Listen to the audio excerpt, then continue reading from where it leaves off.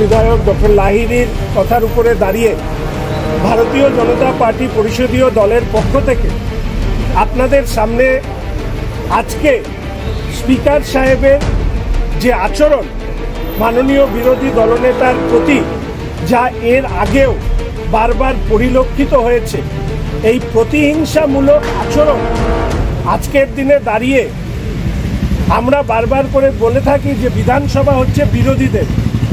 সেই জায়গায় আমরা দেখতে পাচ্ছি যে স্পিকার সাহেব একই চেয়ারে বসে একই দিনে তিনি দুই ধরনের কথা বলেন।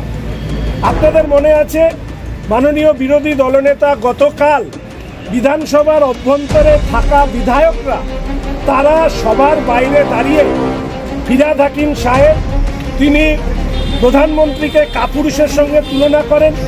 ওনাদের আরেকজন বিধায়ক তিনি বলেন যে নরেন্দ্রনাথ চক্রবর্তী তিনি বলেন যে পাকিস্তানের সাথে সেটিং করে কাশ্মীরের ঘটনা ঘটেছে। আরেকজন বিধায়ক বলেন উদয়নবাবু তিনি বলেন যে সিঁদুর বেচা হচ্ছে। এই বিষয় নিয়ে মাননীয় বিরোধী দলনেতা যখন কথা বলতে চান তখন বলেন বাইরে কি কি বলেছে সেটা আমরা এই সদনে আলোচনার বিষয়বস্তু করতে দেব না। এবং আপনারা দেখেছেন অশোকবাবু আজকে বলেছেন, আমি বারবার যে কথা বলি যে এই রাজ্যের সরকারের মুখ এবং মুখোশ আলাদা হয়ে যেত যদি এই সদনের লাইভ টেলিকাস্ট হতো।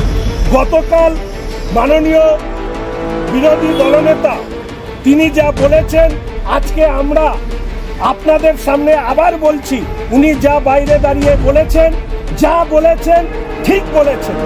পাকিস্তানের প্রতি অবদমিত প্রেম, হিন্দু বিদ্বেষ, সিঁদুরের প্রতি অ্যালার্জি মুখ্যমন্ত্রীর আসল চেহারা মানুষের সামনে নিয়ে এসছে।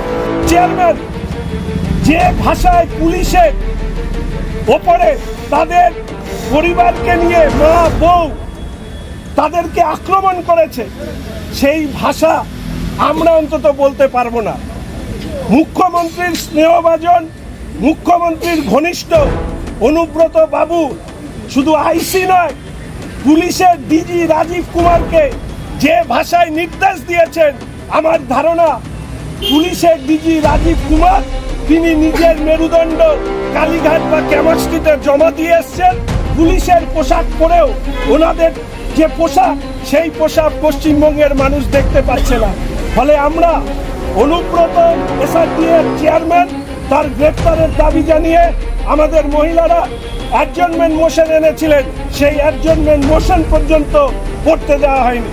দুর্ভাগ্য আমাদের, আপনারা দেখেছেন রাজনৈতিকভাবে আমরা বিরোধী হতে পারি, কিন্তু আমরা দেখলাম একজন আদিবাসী ছাত্রীকে সুস্মিত সোরেনকে যেভাবে পুলিশ কাস্টডিতে তার উপর অত্যাচার চালানো হয়েছে, এর থেকে পুলিশের বিরুদ্ধে যে অভিযোগ বারবার করে উঠেছে যে বিরোধীদের ব্যাপারে অতি সক্রিয় আর শাসকের সময় নিষ্ক্রিয়, যা মুর্শিদাবাদ, মোথাবাড়ি, জঙ্গিপুর, মালদার ক্ষেত্রে আমরা দেখেছি পুলিশকে বসিয়ে রেখে হিন্দুদেরকে নিধন করা হয়েছে।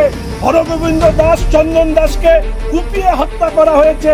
পুলিশ মন্ত্রী বহিরাগত তথ্য হাজির করেছিলেন, আর যাদের নাম চার্জশিটে ফাইল করা হয়েছে তারা সবাই হচ্ছে স্থানীয়। আমি একটি কথা বলতে চাই পশ্চিমবঙ্গের মানুষের কাছে, আমার প্রতিবেশী আমার খুনি।